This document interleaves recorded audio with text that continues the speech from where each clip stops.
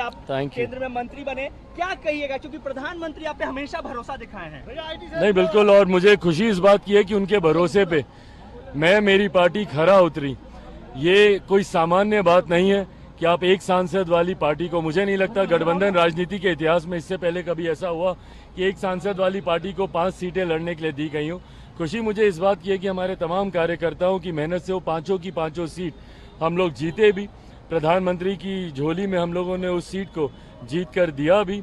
कल जब हमारी प्रधानमंत्री जी से मुलाकात हुई तमाम सांसदों के साथ, उनकी बातों में भी इस बात की खुशी देखने को मिली। उन्होंने भी अपना आशीर्वाद और मार्गदर्शन हम लोग को दिया। आपको एक बहुत महत्वपूर्ण मंत्रालय दिया गया है बिहार के लिए। चिराग पासवान आप क्या करेंगे, क्योंकि बिहार फर्स्ट शुरू से आपका एजेंडा रहा है। बिल्कुल, मैंने हमेशा से बिहारी फर्स्ट के माध्यम से बिहार में फूड प्रोसेसिंग यूनिट्स का मैंने जिक्र किया। हाजीपुर का केला हो या मुजफ्फरपुर की लीची हो या यहाँ का आम हो या यहाँ का मखाना हो, मैंने हमेशा कहा है कि अगर यहाँ पे प्रोसेसिंग यूनिट्स लगेंगे तो यहाँ के किसानों को ज़्यादा आमदनी मिलेगी, राज्य का राजस्व बढ़ेगा, युवाओं के लिए रोजगार के अवसर खुलेंगे। ऐसे में अब जब मुझे खुद इस विभाग की जिम्मेदारी दी गई है तो ये बड़ी जिम्मेदारी है जिसको पूरी ईमानदारी से निभाते हुए बिहारी फर्स्ट की सोच को धरातल पर उतार पाऊंगा। बिहार में इन दिनों लॉ एंड ऑर्डर पूरी तरीके से गड़बड़ा गया है, अपराध चरमो सीमा पे है, नेता प्रतिपक्ष लगातार आपके सरकार पे हमलावर है। नहीं, और ये चिंता का विषय हम सब के लिए है। मेरी मुख्यमंत्री जी से भी इस विषय को लेकर मेरी बातचीत हुई है।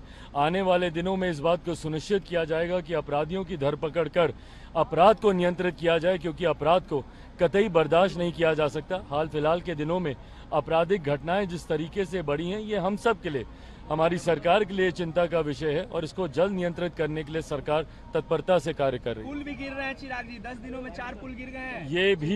ये भी बहुत दुर्भाग्यपूर्ण है, और ऐसे में गुणवत्ता के साथ जिसने भी भ्रष्टाचार किया है, ना किसी दोषी को बख्शा जाएगा।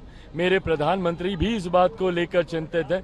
आने वाले दिनों में इस बात को सुनिश्चित किया जाएगा कि हमारी डबल इंजन की सरकार आने के बाद जो भी ऐसे निर्माण के कार्य हों उस पे गुणवत्ता का विशेष तौर पर ध्यान रखा जाए। 25 में मुख्यमंत्री बनाने का आपकी मांग कर रही है आपकी पार्टी, लगातार नारेबाजी लग रही है, आपका क्या मानना है? भाई, फिलहाल प्रधानमंत्री जी के द्वारा मुझे एक बड़ी जिम्मेदारी दी गई है, मेरा पूरा ध्यान उस ओर केंद्रित है। स्वाभाविक है, चुनाव राउंड द कॉर्नर है।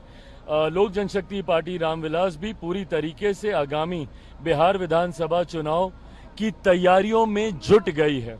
आज का जो हम लोगों ने कार्यक्रम, जो बैठक भी रखा है, उसमें भी चुनाव को लेकर कई बिंदुओं पर चर्चा हम लोग करने जा रहे हैं। पार्टी ऑफिस कब तक आप ले रहे हैं? मुख्यमंत्री जी के अधिकार क्षेत्र में है ये। आने वाले दिनों में हम लोगों ने इच्छा जरूर रखी है, क्योंकि 5 सांसद हैं हम लोग के। ऐसे में पार्टी का एक अपना कार्यालय होना चाहिए।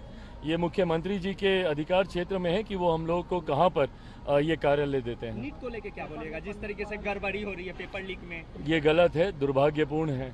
ऐसे में इतना मैं जरूर कहूँगा कि हमारी सरकार पूरी तत्परता, ईमानदारी के साथ छात्रों के भविष्य को सुरक्षित करने की सोच के साथ आगे बढ़ने का काम कर रही है। नीट मामले में कई स्टेक होल्डर्स हैं, कई ऐसे छात्र भी हैं जो री एग्जामिनेशन के पक्ष में नहीं है। 24 लाख स्टूडेंट इसमें इन्वॉल्व हैं।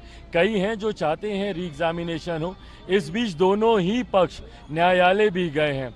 ऐसे में पेपर लीक का भी मामला सामने आया है, उसको लेकर भी विभिन्न जांच एजेंसियां जांच कर रही हैं। ऐसे में तमाम पक्षों की बातें सुनकर ही सरकार अंतिम फैसला लेगी। ये विश्वास दिलाता हूं कि जो भी फैसला लिया जाएगा वो छात्रों के भविष्य को मद्देनजर रखते हुए ही लिया जाएगा।